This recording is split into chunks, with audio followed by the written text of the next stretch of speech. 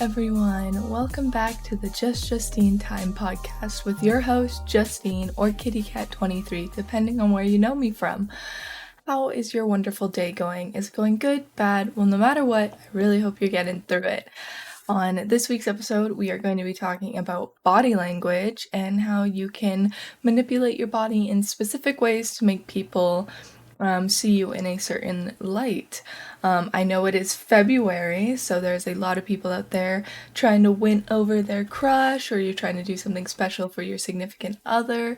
I do have some tips and tricks here that could possibly help you win over that crush of yours, or even help you with your significant other problems regardless.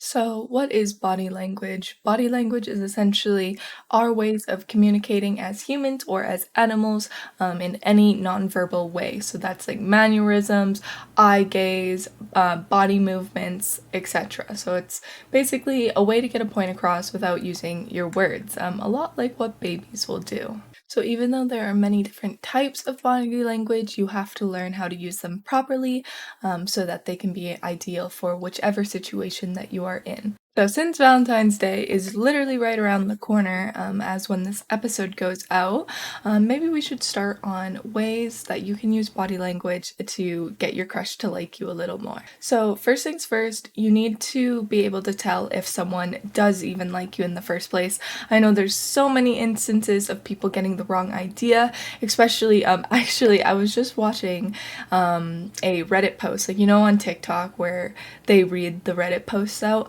There was one where it was like, how did a person ruin their whole life in like the span of a minute?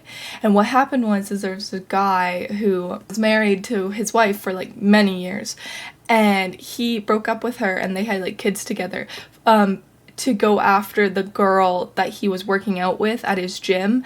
And then it came to find out that she never liked him like that and that she was just being nice, and he took it the completely wrong way. So we definitely don't want any situations like that. But if you want someone, or if you are not sure if someone has a crush on you, a couple signs that you can notice is the number one is fidgeting. If you are talking to them and they are fidgety and like kind of nervous and they're just like kind of stumbling, it doesn't have to be that extreme. Like they don't have to be like stumbling over the words. Like they can be pretty confident. It's kind of like micro things. So like if you're talking to them and they're like shaking their leg, or like they're just kind of playing with their shirt, like like messing up their cuffs or something while you're talking, it's just a subconscious way of your brain to like gather your thoughts when someone you like is speaking to you. If a person has a crush on you, they tend to seem a lot more animated, and what this means is they use their hands a lot. The more, and you can actually tell how much a person likes you by how much they use their hands. But before we go on, I do need to preface that every person is different, and there are people out there who don't use their hands to talk. There are people out there who don't get nervous, who don't do this, who don't do that. So there is one-off cases, but the majority you can tell if someone like likes you or is lying. Like we'll get into those topics later on in the podcast. But yes, if someone has a crush on you, they will use their hands a lot. And the reason why I have to preface this is that I'm a very expressionless person. I'm a very expressionless. Does that mean that I'm not expressive or that I am? Oh my goodness. I do not know 5th grade vocabulary. I'm very over enthusiastic. That's the word. Enthusiastic. Oh my goodness. So I tend to be very dramatic with my hands, no matter what, no matter who I'm talking to. Though the more that I was in psychology and learned more about body language, the more I realized that I would use my hands a lot more when I was around people I was comfortable with and friends with than people I was first talking to.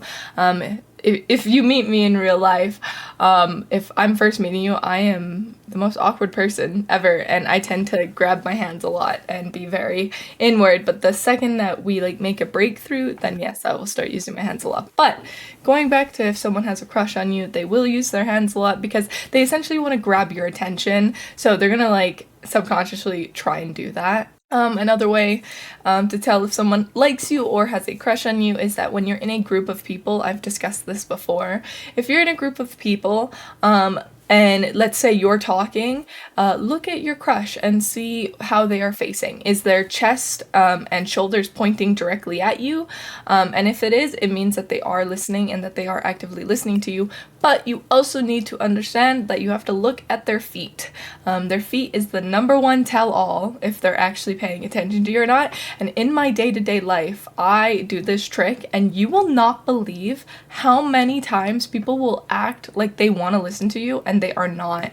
And the more you notice it, the more you'll notice the other things. But essentially it's if their chest and shoulders are pointed towards you, but let's say you're talking about a story but their feet are pointed away from you or towards someone else, let's say, that actually means that they're not interested fully in the conversation. So if they are fully interested, chest, shoulders, and feet will be pointing towards you and they will be like fully engaged. If their chest and shoulders are pointed towards you but their feet are pointed away, it essentially means like they're listening but they don't really care. And like I said, if you're in a group of people, you can actually tell who likes who by their feet, because like I said, if someone is talking and their feet are pointed somewhere else, they're pointed at the person they want to listen to. It's so interesting. There is also cases where one foot will be pointed towards you and the other one will be pointed away. Again, it's the same thing where it's like they are interested but they're not fully engaged, but it's definitely better than if their feet are pointed away. Another way to find out, if your crush likes you or not is if they hold eye contact. So I'm not good at holding eye contact that much, but subconsciously when you're talking to someone you like, you're gonna try and want to look them in the eyes. And this is due to love psychology, where if you look at someone in the eyes for, it does say more than 30 seconds, you actually have a specific type of bonding going on. So people tend, or like if you're trying to figure out if your crush likes you or not, you need to figure out if they're trying to stare at you or not. And if you lock eyes for like more than 3 seconds, it is sort of a tell, because then it's like staring at someone for 3 seconds is pretty long. Like just like right here, it's like 1 Mississippi, 2 Mississippi, 3 like that's a lot of time to pass. So if someone is staring at you for more than 3 seconds, possibly they are trying to get your attention and that they want to make you feel not uncomfortable, but a sense that you guys were staring at each other. So before I move on from crushes, when you learn a lot about body language, it is quite interesting that the same thing can mean something different depending on the context. So with this being said, fidgeting, even though someone might fidget around you because they are nervous, fidgeting can also be a sign of boredom. So you need to figure out what kind of fidgeting it is in order to figure out if the person likes you or if they're bored of you. Because if a person's bored of you, they're going to tend to just thumb twiddle, they're going to look around the room, kind of bob their head. But if they're generally interested in you and in fidgeting, it's more of a subconscious thing where the leg bounce, the fidgeting of the shirt, that's not necessarily boredom, that is more of a nervousness. So you need to look out for that, because there is times where people will fidget when they are bored of a conversation. I tend to do this because I have a very short attention span, so I tend to look around the room, fidget a lot, but essentially to tell if they like you or not when they are fidgeting is if they're looking at you while they're fidgeting. If they're not looking at you and fidgeting, they're probably bored. But like I said, and I will repeat myself a couple times throughout this episode, it's not the tell-all, it's just something that could possibly help you. And it also depends if you know the person. If the person's a normal fidgeter and they fidget more, then yeah, if they fidget when they're bored, you get the gist. Also, another way to tell if a crush likes you is there's this thing in psychology or in body language psychology that's called surrogate touching. And this essentially means that people will use objects to kind of fantasize what they want to do to a person. You see this in movies a lot, where, you see those scenes where they have the pen near their mouth and they're slowly stroking it across their mouth and stuff. Or they're stroking a cup or biting a cup very seductively. Well, this is actually a thing in real life, though Hollywood likes to glamorize it and make it way over the top. People do this. If people are thinking about kissing a person while they're talking to someone, they will tend to bite on a pen, a hoodie string, whatever. You can do it as a flirting thing, or like you look at them in the eyes and like seductively do it, but it is also subconscious where your body will want to do the thing they want to do to the person to the pen. So trust me, there is two different things between just object surrogation to objectophilia. Trust me, if you're gonna start making out with pens or cups or whatever, that is different than from grazing your lips across, because then at that point you have objectophilia. And if you don't know what objectophilia is, it's essentially a very intense, whether sexual or romantic, feeling towards inanimate objects. And yes, it's actually a thing. It's because your hippocampus was not developed fully. This also is why foot fetishes and belly button fetishes are a thing. Everyone is like, oh my god, that's so weird. How could you be attracted to feet? Or how could you be attracted to belly buttons? Some people are even attracted to earlobes. And like, it's an intense sexual attraction. Like, it's not just like, ooh, I like your feet. It's like, I love your feet, you know? Like, there's two different things. And the reason for this, again, is because your hypothalamus is not fully developed. Like, it is fully developed, but it's the gap between the hypothalamus and I'm pretty sure your prefrontal cortex, or it's one of the cortexes, where they merge instead of have like that dividing break. And if they merge, then it, like, your organs, like your sexual organs, whatever, will come into play with your hypothalamus, and it essentially makes you sexualize specific body parts because the two parts of the brain merge together. That is like a very basic description. There is definitely more scientific reasons why that is, but it is due to the fact that two brain segments did not fully separate and therefore makes you like body parts. Not to say that this is a NSFW, but there is differences between fetishes and kinks, and growing up, I had no idea that they were different. I thought they were one and the same, which they kind of are grouped in the same sense, but they are different. A fetish is where you feel an intense love to it, like where, you know, you'd make love to a foot, or you'd make love to a belly button. Like, some people do that, and it's normal when it's a fetish. Like, I mean, it depends what your fetish is, because people do have weirder fetishes, but if it is a fetish, it's more or less biological, where it's like you can't really help that you love it so much. Whereas a kink, you tend to discover kinks, and it's not that you are biologically loving it, it's that you love it in the moments, you know, choking, the most basic one, you know, wax play, all that stuff. There is extreme ones. Maybe I'll make a podcast video. Maybe we have to go over it with my producer, but maybe we could do an NSFW of just kinks and fetishes, because oh my goodness, if you search up the list of different ones, it is insane. It goes from as subtle as, like, again, just like a choking kink or a hair pulling kink, to as far as people there's people out there who have STD kinks, which essentially means that they like to get STDs, and it's a thing. It's there's a whole community for it. It fascinates me. I've never judged anyone who has a weird fetish or kink, because like I said, everyone is different. Everyone likes what they like. Just because I like something and another person doesn't mean that they are weird. Because does that mean that I'm weird then? I don't know.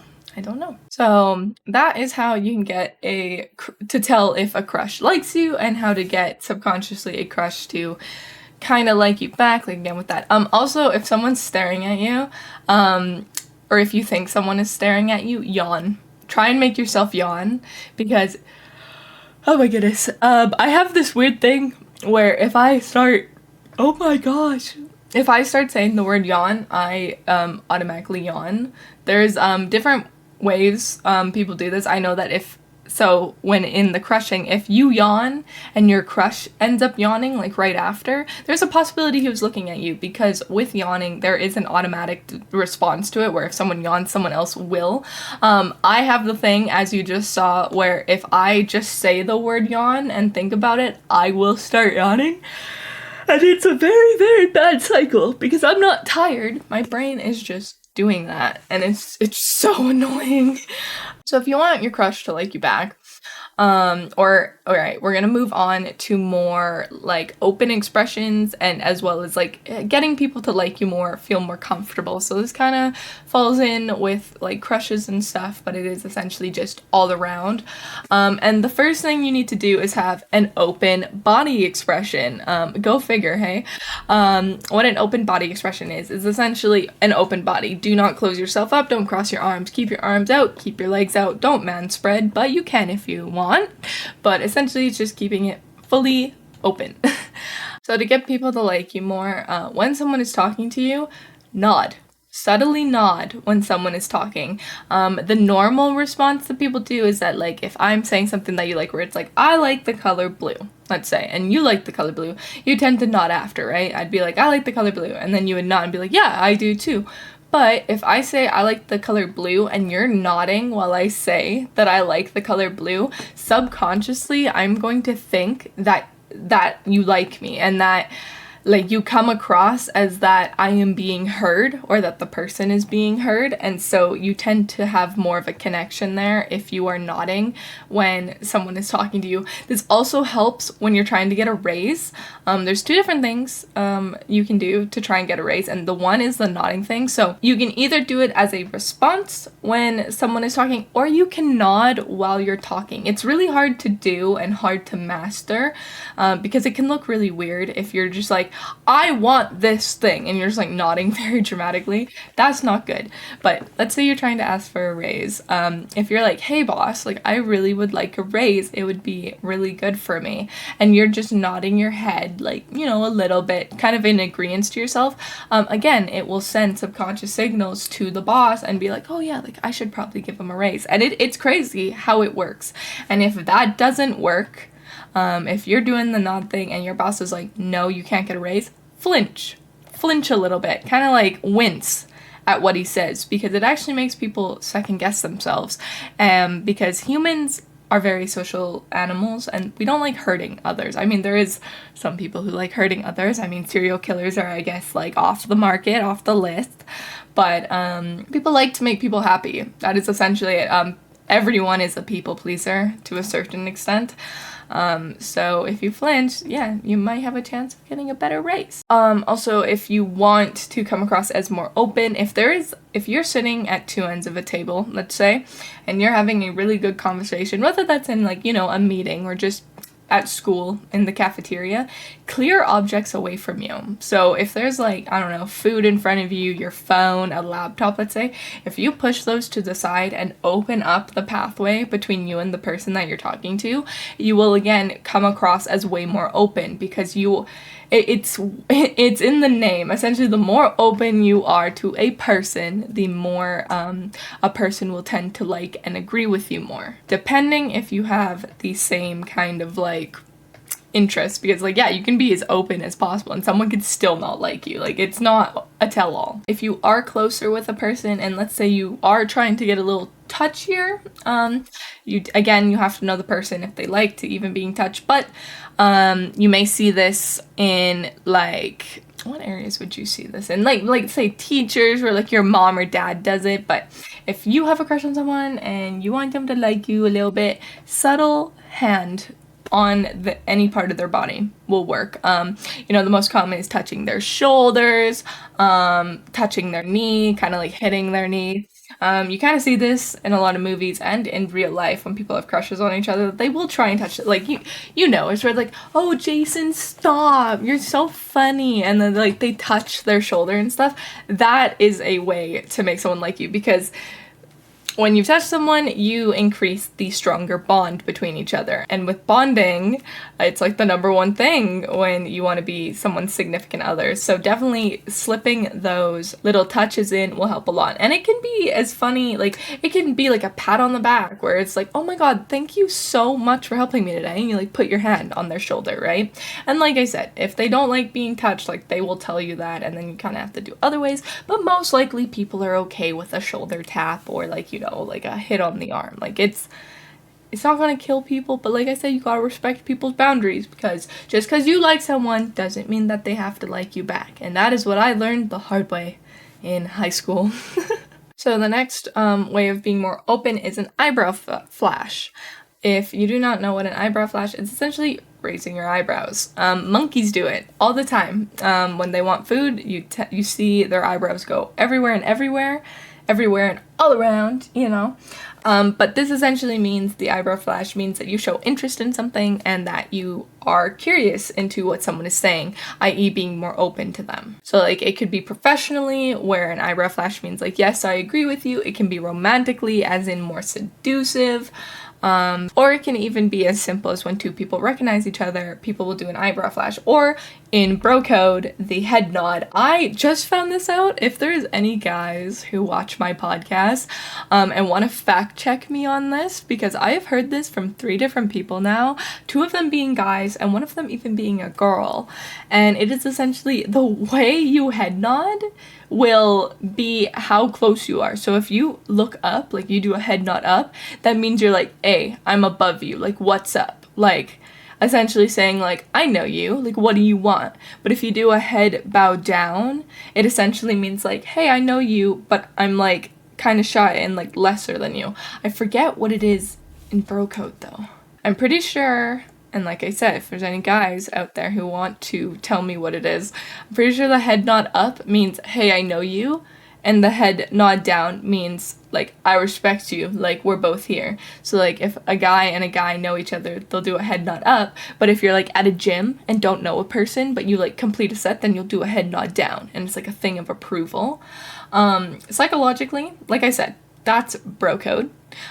Psychologically, there is actually a reason for the different head nods, and it can actually prove to you and show you if you are a submissive or dominant person.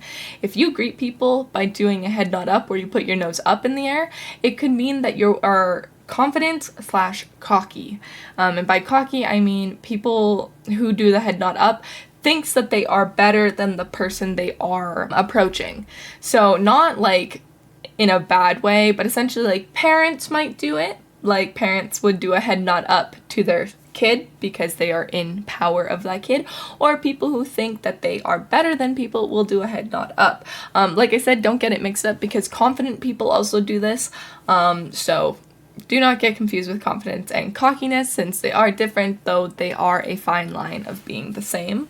If you do a head nod down, this is what I do, so do not feel bad if you do a head nod down.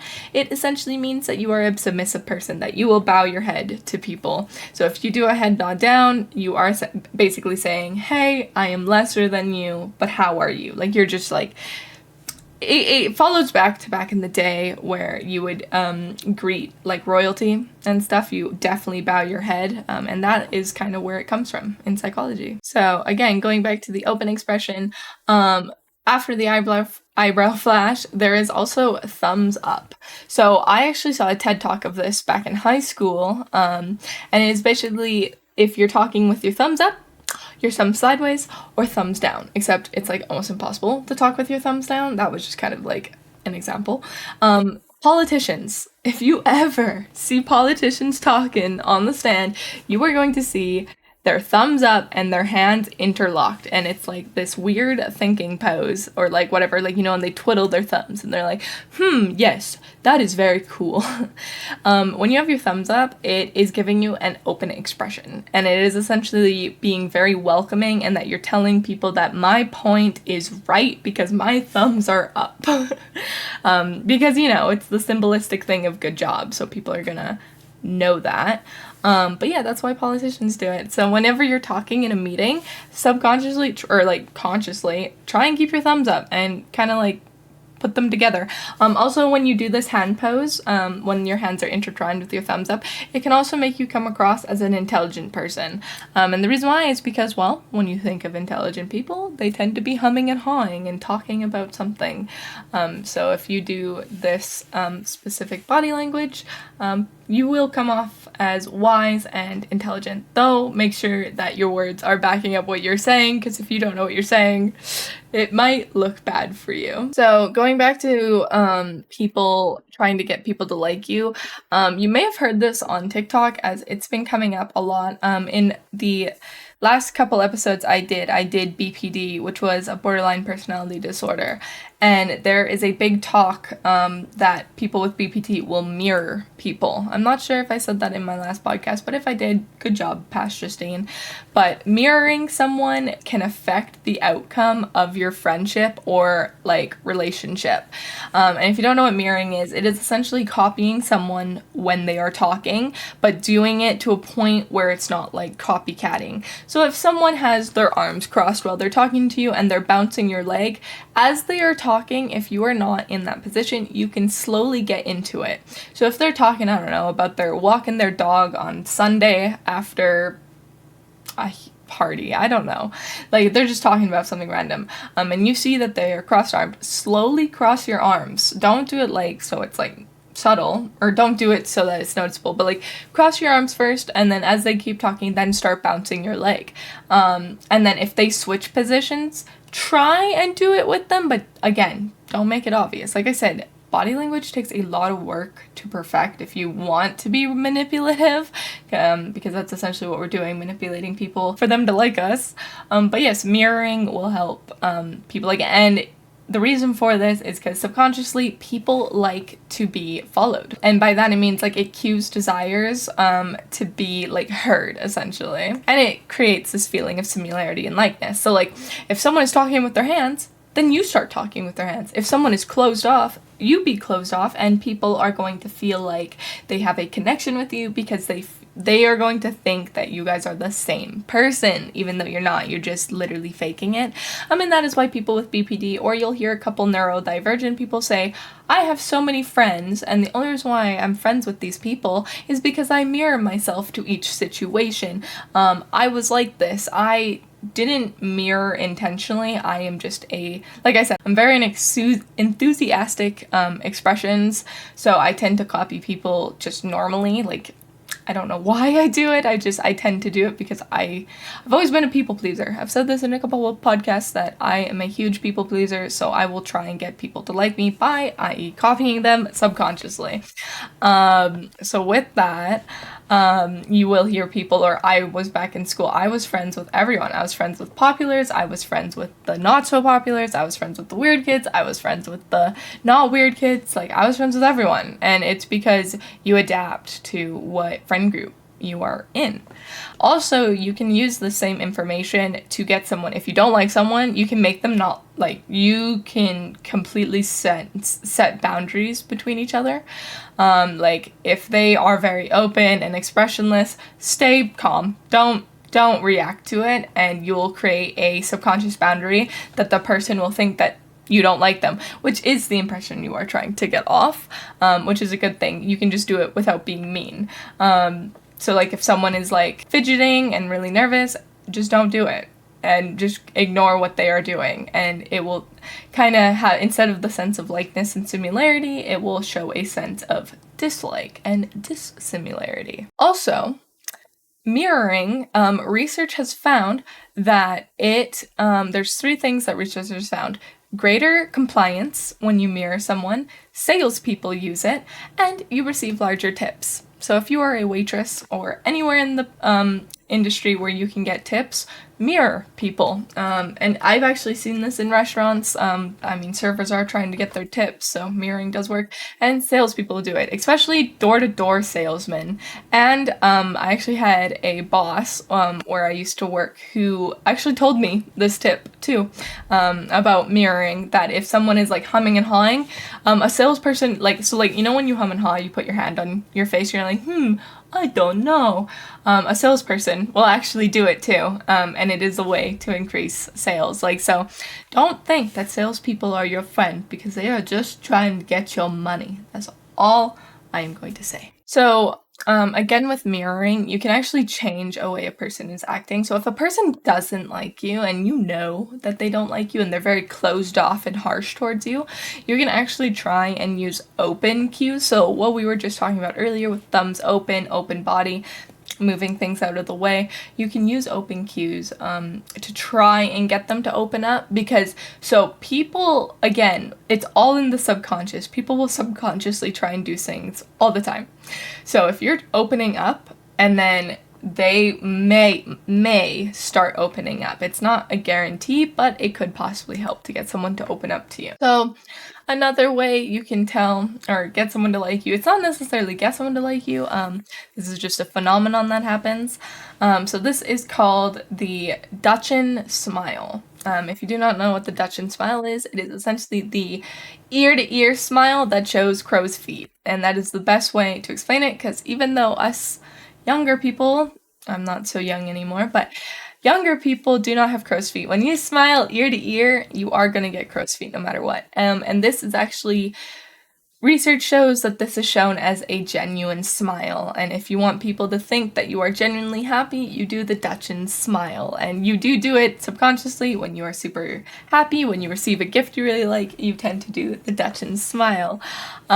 Which is really interesting, because research shows that in babies, when they are like playing or having something like, they will do that smile when they like something. It is also the only smile that you cannot fake. You cannot fake a Dutchin smile, because if you try and fake it, you will look weird. You will just look like a crazy person, because there's, again, the Dutchin smile and a social smile. And a lot of people do social smiles, which is essentially where you smile to just be nice, but you're not really happy. Another way to show that you're open, and, you know, I just read it, because, like, if you guys don't know, I do use a script to follow along, because there's so much I need to get through. I just realized I've been doing this one the whole time. Like, my whole podcast, I do this. And it's a head tilt. I'm literally doing it right now. But the head tilt is also going to show that you are open. And the reason why it does this is because it makes you vulnerable. You are basically opening up the most vital part of your neck. And so it makes you be more open. And the head tilt also, cats will do this. I've noticed this in cats and dogs. They will do a head tilt when they are interested in what you are saying, or, you know, they're just like, what are you saying? And it's the same for humans. So that is basically all the open kind of body languages that you can do. So the next thing that we'll talk about is closed body language. I'm not really going to go through everything, because it kind of makes sense. If you know what open is, it makes sense to put two and two together what closed body language is. You never really want to be a closed body language. This only comes across if someone is nervous or like worried about a situation. So if someone is like going to a place for the first time, or if someone is like scared or nervous, they will be closed off. And this is essentially hunched shoulders. You know the saying where it's like shoulders back, chest up, to show a sign of confidence? Think of the exact opposite of that, and that is what a closed body language is. So that's the hunched shoulders, kind of head down, hands in pockets kind of look. I would say the only reason why you would use a closed gesture is essentially to get, maybe so you can seem less threatening to someone, though I do not see a situation where you should come off as less threatening. But I'm not sure. Maybe if you have an abusive parent, do a closed body language, but that is just training for self-insecurity later in life. You will come across as a low self-esteem person if you are a closed body language type person. I am. So don't feel bad. I have no lick of confidence whatsoever in my life. I always keep my head down. I always keep my arms crossed. I'm not, like, I can be a very open person if I'm talking to someone, but when it comes to public spaces, I am the smallest person in the room. The other thing that you can see or like tell if someone's closed off is if their hands are in their pockets, specifically their thumbs. You'll see guys do it a lot. You'll see girls do it, where if they put their thumbs in the front pockets or in their back pockets, it is a way to self-soothe. And for some reason, there is a psychological thing with your thumb that if you hide it, you'll feel more comfortable, which is very interesting. But yes, hands in the pockets, it would come off as like a closed off person. So this definitely shows different signs of insecurity and anxiety, which also leads into, if you do see someone closed off, you may see a lot of self-soothing behaviors. So this happens, you can also spot liars when we're doing this. So let's get into liars, because like I said, you really never want to use closed off gestures. You tend to only use it when you are nervous or new to a situation, and it's something you can't really help. And this is where self-soothing comes in. And when we talk about self-soothing, we will get into how to spot a liar, because I bet you guys are totally wondering how you can spot a liar. So what self-soothing is in psychology, it is subconsciously touching yourself to help you feel better. So there's neck rubbing. You'll see people do it when they're uncomfortable. They'll like rub their neck and be like, I don't know. There is the thing called the hand hug. If you don't know what hand hug is, it's basically when two people clasp their hands together while they are talking. This is a self-comforting thing. I do it. When I talk to people when I'm really nervous, I tend to like fiddle with my hands and like clasp them together. And it is exactly what it says. It's a hand hug, because people in psychology love holding hands. This is why significant others do it. It has a sense of bonding, a sense of security. So when you are nervous, you will tend to hand hug yourself to make you feel a little bit less nervous. So you can also use the hand hug to make yourself seem confident. You can actually switch it, but you have to do this at the right time. So essentially, if you're doing a presentation and you have this open expression and everything, and you're coming to like the mic drop, the conclusion, when you are done, if you clasp your hands together but keep your thumbs open, it can make you come off as the most confident person to ever live. So it's so interesting how just minute changes and situations can completely change what a self-soothing behavior is. Another self-soothing behavior is biting your lip. People tend to bite their lips because it goes back to when you're an infant. It makes you, when people used to suck their thumb, lip biting comes from sucking your thumb, because it has that same suckingness. I'm not exactly sure how I would put that. And of course, the last self-soothing behavior is crossing your arms. People who cross their arms tend to come off as very defensive and angry. And again, it's a self-soothing because it's like another little hug for yourself. Getting into spotting lies. Everyone wants to know. I was really, really obsessed with criminal psychology growing up. I've watched those YouTube videos of like the 3-hour long YouTube interrogation videos, and someone goes over reading their body language. I love it. I love every second of it. And so, not to say I could spot a liar, but maybe if you were a bad liar, I could. I don't know. But you can definitely tell by people's body language. Also, I'm going to do a little snippet of in real life. My boyfriend, if you know someone for so long, like say 3, 5, 10, 15 years, maybe even a year, you can also just tell if they're lying, because you will know what their mannerisms are, and if they are off when they're saying something, you will call someone out. My boyfriend absolutely hates me for it. He always says that he wished he never dated a psychologist or a person who was in psychology, because I read him like a book and he absolutely hates it. So I don't know, get you a man who likes it, I guess. If someone is lying, there's a couple things you can try and spot. The first one is people will blink really fast. So when I'm doing my podcast, I'm blinking normally, right? If someone is lying like here, if I start thinking, let's see if I do some of the subtle things. So if I start thinking about a lie, did you know I own a pet zebra that ate a cheetah once? That's so interesting. Your eyes do change. Okay, wow. I was trying to think and see if my eyes did change, but they do. So people who blink fast tend to lie. And I guess the reason for that is because you're trying to think, so your eyes will go with the speed of your brain, essentially. Another way to spot a lie is micro-expressions. So this is something where I learned in criminal psychology that micro-expressions are a thing, but they are very hard to catch unless you're specifically looking for them. What a micro-expression is essentially when someone, let's say someone is lying that, I don't know, let's say someone's a serial killer, because I'm going off of the YouTube videos that I watch. If someone's a serial killer and they, let's say, killed their mom, they are going to have microexpressions, which is essentially, let's say they are crying. They are absolutely crying, tearing their eyes out because they are just so devastated that their mom died. And then if the interviewer asks them a question like, did your mom die peacefully? Let's say. People who do interrogations are very good at wording their questions amazingly. Because if you say, well, did your mom at least die happy? then the person who is lying might have a micro expression. And that's what people who are interrogating you are trying to look for, is that micro expression. So the micro expression essentially is like, yes, you're bawling your eyes out. They say, well, did she die happy? A person might for a split second change their emotion. And so if let's say they killed their mom because they hated her and that they did not think that she was a good person, they're going to have a moment of, no, like what, like a disgust look, and then go back to crying. And this is because your brain, you cannot trick your brain to have emotions. Your brain will always like kind of like, if you're fake crying or fake laughing, fake smiling, fake whatever, your brain, you have to force yourself to do it. So when you get aimed with a question that isn't going with what you're thinking, it does that. Other micro expressions include, like when someone is lying, when they're trying to think of the lie, micro expressions will also come out that way.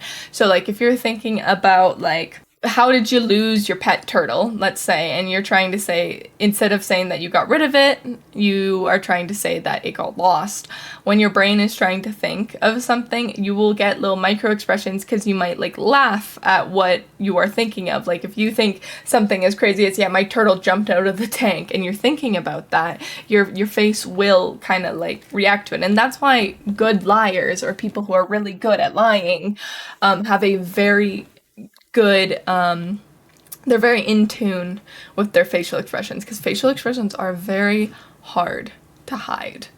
And again, going back to self-soothing, people who bite their lips tend to have something to hide because you're self-soothing. Also, when you are lying, you will tend to put your hand in front of your mouth or on your face. People who are lying tend to touch their face a lot, tend to dabble with their mouth, play with their mouth. Reason for this is because your brain is subconsciously trying to tell you to not say those things, so your hand will subconsciously go over your mouth. And that is why if someone is trying to lie and they know some of these tricks, you might see people sit on their hands. Which again, if you can catch a liar and you're sitting on your hands, they might know that you're trying to hide the self-conscious subtle thing. So this also goes into the theory of the direction that you are looking can actually see if you are telling the truth or telling a lie. So yes, depending on what hand you are, whether you are left or right-handed, will depend on what way your eyes look, and this is just how your brain is wired. So I'm just gonna go, I know most people are right-handed, I am left-handed, fun fact, but I will say the right-handed or else it will get way too confusing. So if you look to the left, it means that you are forming a thought. So if you are talking to someone and they are looking to, would it be the left of you or would it be to the right of you because you're facing them? I don't know, but if you look to the left, you can do the math at home if you want to use this in real life. It means that they are forming a thought, which essentially means like they're trying to remember something, which usually means that they are trying to tell the truth. Again, for left-handed people, it's to the right, and yes, I do look to the right. Like, it's so weird. When I'm talking about this, I'm so conscious of what I am doing, and it's weird. But anyways, when you are trying to make something up or lie, you will look to the right. And for left-handed people, you'll look to the left. And this is when you are trying to make something up. And this is just because you are trying to tap into two different centers into your brain. So it is literally subconscious. It's very hard to control this, this mannerism, because again, your brain can't really control where your eyes look when your brain is like activating specific parts. So another cool thing is that if people are looking up, all right, if they're looking up, it means they are thinking visually. So if you have a brain that can think of pictures and different things like that, you tend to look up. And I do this when I'm imagining things, you look up. That's where daydreaming comes from. Look up to the sky or look up into your dream. It's because you're visual thinking. If you are thinking auditory, so if you're trying to remember sounds or something, you will look directly in the middle. I'm not sure how specific this is, but I mean, my textbook said it, so let's hope the psychology textbook is right. And if you are trying to think of your inner monologue, so this is also a fascinating thing. I think I want to do a podcast episode about it, where there's people that do not have inner monologues or can't daydream, and that's just normal. Like, there is people out there who cannot picture a pineapple on a desert island. Like, they cannot picture it. They can see the words, but they cannot see like a vibrant pineapple on a sand. And it blew my mind. And there's also people who don't have self-talk. I know there's a lot of people who have negative and positive self-talk. There's people who have nothing. One of my friends, nothing. There's nothing going on in there. And I'm just like, how do you not get bored? Regardless, when you are thinking about your inner monologue, you will look down and slightly to the left. I'm not sure how much to the left, but that's what it says. So yes, when you're thinking of inner monologue, you do that. And that is why people who are trying to get the courage to tell you something will look down, because they are talking to themselves, trying to psych themselves up to talk to someone. So those are ways to basically spot a liar. Going back to a little bit about the self-comforting and nervousness, there is ways to tell if people are nervous, though it's pretty easy to tell if someone is nervous. This is where they put their hands on their face. Though again, this is another thing where context comes into play. Because if someone rests their hand on their face, it could possibly mean that they are nervous, but it could also mean that they are bored of the conversation. If you are talking to someone and someone like literally goes, like cool, and puts their hand on their face, they are done. They are absolutely done with the conversation. You could literally stop talking and they will be okay with it. Like actually, in real life. And if they say, oh no, keep going, that is a subconscious thing to tell. And I have seen it. I've seen it. I talk a lot. I'm very annoying. I've seen people put their hands on their face, and the second I stop, they don't even get upset. It's like they wanted me to stop talking. So I guess ways to combat nervousness. Chewing gum. Chewing gum is like the universal thing to get rid of nervousness. And the whole reason for this, psychologically and biologically, is that when you're chewing gum, you're tricking your brain to think that you're eating. And back in the criminal days, and you will see it in science, that when you're eating, that is when your brain thinks that you are in the most safest place. Because when you're eating, there's no way you could have a sense of danger. So when you're doing like a speech or public speaking or all of that, I know you can't have gum when you're acting, but you get what I mean. If you chew gum before or during it, it will calm you down a lot, because again, you're tricking your brain into thinking that you are safe. And nervousness is just a fear response from your fight or flight system. So you can really get over nervousness pretty quickly. Also, if you're talking to a nervous person and you want them to kind of like spill the beans on something, don't talk. What I mean by don't talking is, so a lot of interrogators will do this, and I suck at doing this. I am the worst for not doing this. If you want someone to tell you something, the full story, just don't talk and leave an awkward silence. So if I said, how was your day today? And you respond with, oh, it was good, and I do not react to you saying that, you are most likely going to say, yeah, it was good. I went to the store. And people will tend to add on words to fill in a silence gap. So if you think someone's lying or you really want to get information out of them, just do not talk. And that means don't react either. So like if they're like, I don't know, if you're like, are you lying to me? And they're like, no. Don't react. Just keep staring at them, because they are going to try and talk themselves out of situations.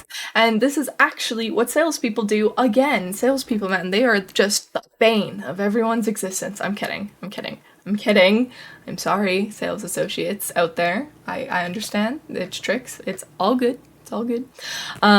This is why sales associates will actually get people to talk themselves into buying something. So, like the vacuum cleaner door-to-door salesmen, they'll be like, yeah, do you want this vacuum cleaner? And they'll be like, no. And they just won't say anything. Because then people will be like, well, like my other vacuum is getting a little old. You know what? Meh. And then like they'll chime in when it's needed. So yeah, if you want people to listen to you or get more information out, just shut up, which I'm not good at, so don't worry if you can't get it right the first time. Also, another way to get more information out of someone is squinting. If you squint at someone, it could mean two things, or if someone squints at you, it can mean two things. One, they either do not believe you, or they don't understand you. Again, if you're really good at body language, you'll be able to tell the difference, but like, if I'm like, yeah, I went to the mall today, and someone squints at you, they're not. Like, in that context, they don't believe you. But if, I don't know, you talk about something biologically crazy and they start squinting, that means, like, they don't understand what you're meaning. So, depending on context, you can definitely figure out if someone is understanding or thinks that you are full of shit. So, I know we talked about being more open, but now we're going to get into the really manipulative stuff. So this is if you want to come across as a person of power. Totally up to you if you want to use these to your own discretion or not. But if you want to seem like you are a person of power, the first thing you can start doing is changing the way you talk. Instead of saying, hey, I think we should go to this restaurant today, or hey, I think we should go to the mall today, say it without saying I think. Don't be persuasive, be powerful.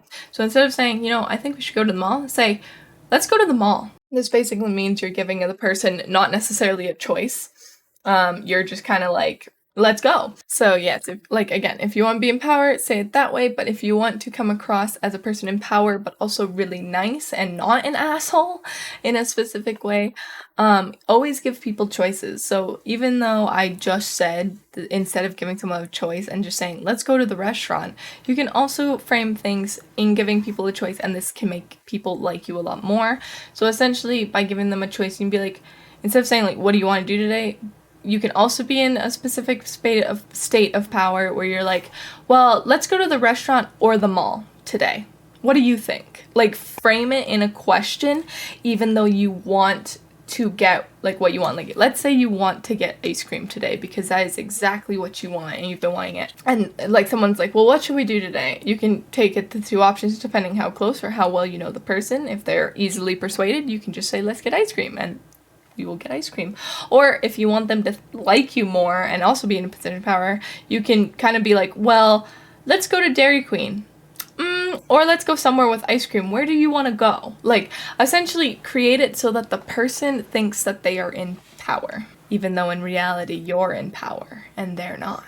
So, one of the things with being in power or being with someone that you want to come across as this very confident person, the way you walk actually can determine the kind of person you are. And there is actually psychologists out there that will tell you, like, that will watch you walk into their office and already tell you exactly what kind of person you are.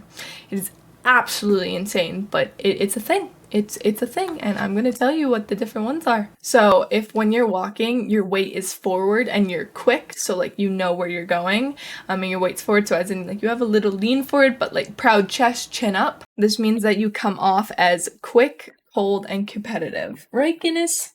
Do you come off as quick, cold, and competitive? No? That's crazy. The reason for this is because when you're walking fast and you're leaned forward, it means that you have somewhere to go. And this is where productivity comes into play, and this is also where you can come off as cold and competitive, because if you're walking quick with your head, like, not down necessarily, but your body weight forward, then people are going to think that you are a little competitive or a little cold. Then again, if you are walking and you have a proud chest and shoulders back, this makes you seem as confident and fun and charismatic. Though there is something that people need to watch out for, because if you're walking with a proud chest but your chin is up, you are going to look like a snob. People are going to think that you are the most egotistical person. So you really have to master a confident walk, because a confident walk can quickly turn into a very, very cocky walk, just with the way you place your head and how you speak to people. This is the way I walk. The third walk that you can have is where you are light on your feet with your head down. This means that you are introverted, you don't like attention, and that you are very polite. So I walk like this. You walk very short-stepped, and like, again, your eyes are always on the floor when you are walking.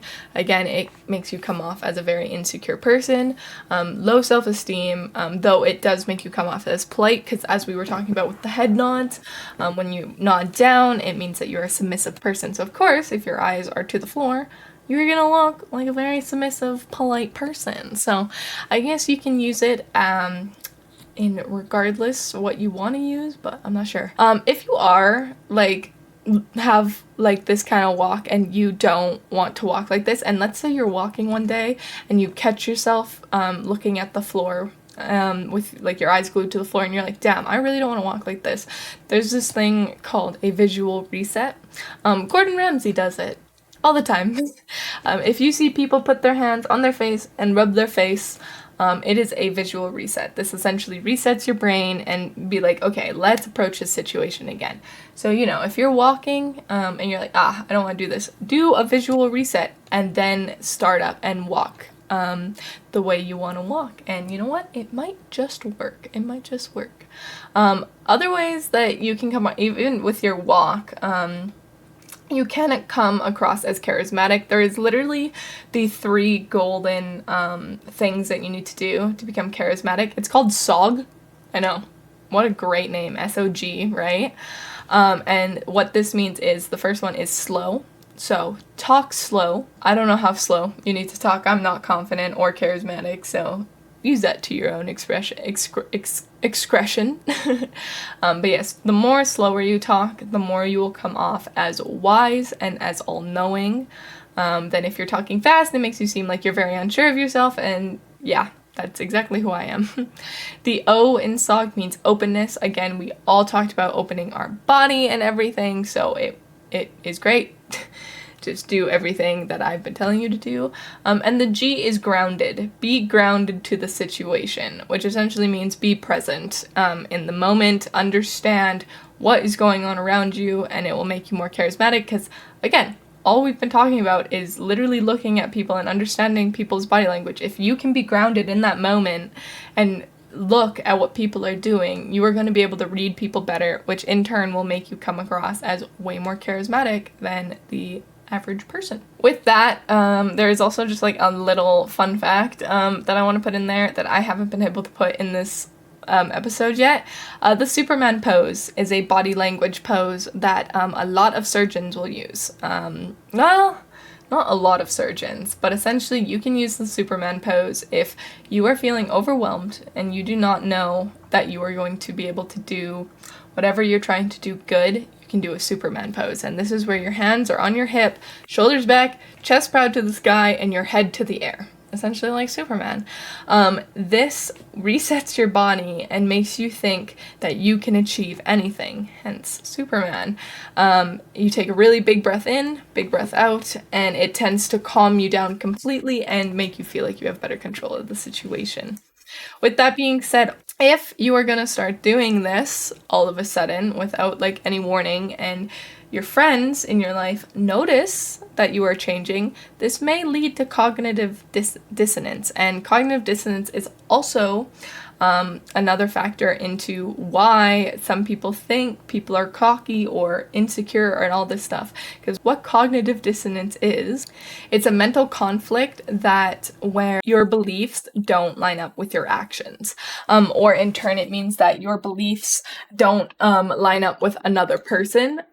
So internally, cognitive dissonance could mean if you are an animal lover, let's say you own a lot of pets and you are eating, let's say, a burger, you are going to experience cognitive dissonance in yourself because even though you like animals and that you love them so much, you are still going to eat the meat. Yes, I know some people go vegetarian, some people go vegan, but sometimes people don't do that. So you have a feeling of discomfort. And in psychology, it's actually called a meat paradox.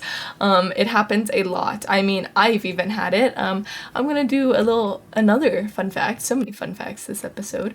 Ground beef. I almost went vegan in my 3rd year sociology class. We learned about, what did we learn about?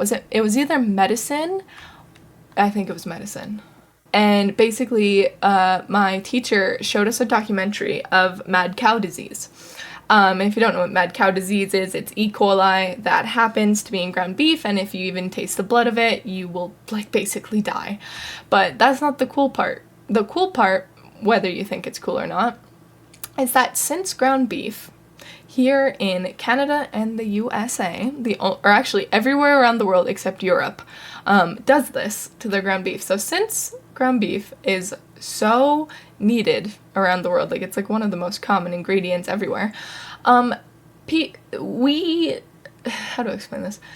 People who work in the meat industry do not clean the cow as thoroughly as they used to cut time. We now use machines that kind of just grind the whole cow up and boom, ground beef, right? Well, since this does not get rid of mad cow disease, E. coli, all the different bacteria, all ground beef all over the world except Europe goes through a radiation process. So which means all ground beef will go through a radiation chamber so that it can kill off mad cow disease and all bacteria, with us being safe to eat. So just let that sink in for a second. We are eating radiated ground beef. And I'm going to tell you right now, it is true. When you look it up, you may go vegan. I won't lie. I went vegetarian for like a month after this. I could not bring myself to eat ground beef after this. So take that information as you will. I mean, some people don't really care that ground beef is radioactive. I don't care anymore. I eat it because I'm sorry. I would suck at being a vegan because I don't like lentils. Like, I am not a person who eats a lot of protein to begin with, so I guess I kind of need it. Regardless, ground beef, it's pretty crazy. So anyways, back to cognitive dissonance. The way you could see cognitive dissonance in another person is that if you know a person, or like, let's say your friend comes up to you and you're like, hey, we are going to meet a new friend today. She is very full of herself, kind of cocky, so like, be careful, okay? But then when you go and meet her, let's say she's crying. She's absolutely just bawling her eyes out because, let's say her pet died or something like that, or she lost her ring. Something like that. But she's crying and she is very, like, I guess, vulnerable. That will lead you to cognitive dissonance as well. Because since you got told that something, this is again where your actions don't speak with your belief. So if you believe that someone's going to be confident and cocky, and you see them crying and begging, like, for something, you're going to experience cognitive dissonance because that's not what you were told, you know? It's crazy. The last two things that I do want to talk about on this podcast, these are things that I learned in psychology that I think go in turn with body language. So these were discovered by Robert, I'm going to say his name wrong, Robert Cialdini, I'm just going to call him Robert. Okay, he created the theories of foot in the door and door in the face theories, or techniques, depending on how you want to call them. The door in the face technique you can use to help get you a smaller favor, essentially. It's kind of like the Benjamin Franklin effect, but to a larger scale. I don't like door in the face specifically. I more like foot in the door, but we'll start with door in the face. This essentially means, let's say you need $5 from someone. Let's say you want coffee from them. You can say, hey, is it possible I could have $500 right now? Of course they're going to say no. They're going to be like, no, like, why would I give you $500? So that's the door in the face. And then you say, you know what, you're right. Well, actually, could I just have $5 to get myself a coffee then? Some people will actually give you $5. And the whole reason is because you tempted them with a high price and lowered it way down. So it seemed like the better deal. This is, again, what salespeople do. The first price they offer is never the last price, okay? The brick does this. And this is how I got my couch. I cannot haggle for the life of me, but my grandpa can, okay? This couch was $1,800. We got down $1,200. And he was like, final price, $1,499. Can't go any lower, I'm sorry. But if you keep haggling them, they will go as low if you can be convincing enough. So that is the door in the face technique. Like, again, salespeople use it all the time. They tend to do something very absurd, but you think you're getting a deal, and so therefore you tend to buy it. Don't do it. It's not a deal. It's never a deal. And again, this is why I like foot in the door technique more. I've actually done this. It works. Just food for thought. Foot in the door technique is essentially asking for small favors to then ask for a big favor. So again, this goes into the Benjamin Franklin effect, where it's like, hey, could I have $2 for a coffee, right? Someone's going to give you $2. Like, $2 is nothing. And you kind of spread it out between weeks where you're like, hey, like, is it possible I could have $5? Like, you know, like, I'm just a little hungry for lunch. Like, I would really like an extra $5. You can keep moving it up to the point where, like, you can get people to give you a lot of money if you do it right. It's very hard to master, and people that do tend to say no. Like, if you do it too frequently, people are gonna be like, no, you're just greedy. But if you span it out in a specific amount of time, people will be more likely to help you. So use that as you wish. Regardless, I want to thank you guys for coming to the Just Justine Time podcast. I really hope you guys learned something new, or maybe learned a little something new about yourselves. And I'm going to leave you with this fun fact. Considering we were just talking about pets and body language and everything, have you ever got the feeling that when you see the cutest little animal that you want to squeeze it as hard as you can because it's so cute? Well, it's actually a phenomenon, and you are not weird for wanting to kill that cute animal. Essentially, it is intrusive thoughts, but it is because our brain cannot process the difference between cuteness and, oh my god, what is it? Anger? Aggression. It's called cuteness aggression. And it's because our brain cannot decipher the difference between cute and aggression, which is really interesting. So yes, it is a phenomenon called cuteness aggression. And so when you see that cute little bunny that's like this big, like the size of a dime, I know bunnies aren't that small, the size of whatever, a noodle, you will feel like you want to squeeze it. And that's just because your brain thinks it's so cute that it thinks you're angry. It's pretty crazy to think about. But regardless, thank you so much, you guys, for hanging out with me on this body language podcast. If you haven't already, feel free to rate this 5 stars. Go like me on Spotify, YouTube, Amazon, Apple Podcasts, wherever you are watching me. Feel free to hit a like, maybe subscribe, comment if you can comment. Numbers make me really happy. I would love to see this podcast go out there in the world. So I hope you guys have a wonderful day, and I cannot wait to see you in the next episode where we talk about law of attraction. This is actually my favorite episode. I cannot wait for you guys to hear it, because just a little fun little sneak peek for next episode. Law of attraction is essentially you can think everything into existence if you try hard enough. So with that being said, you guys, I really hope you guys have a wonderful day. Follow me on whatever you want, and I will see you guys in the next episode. And also, happy Valentine's Day. I hope some of my tricks will help you get your love of your life. With that being said, have a great day, you guys. I love you so much, and goodbye.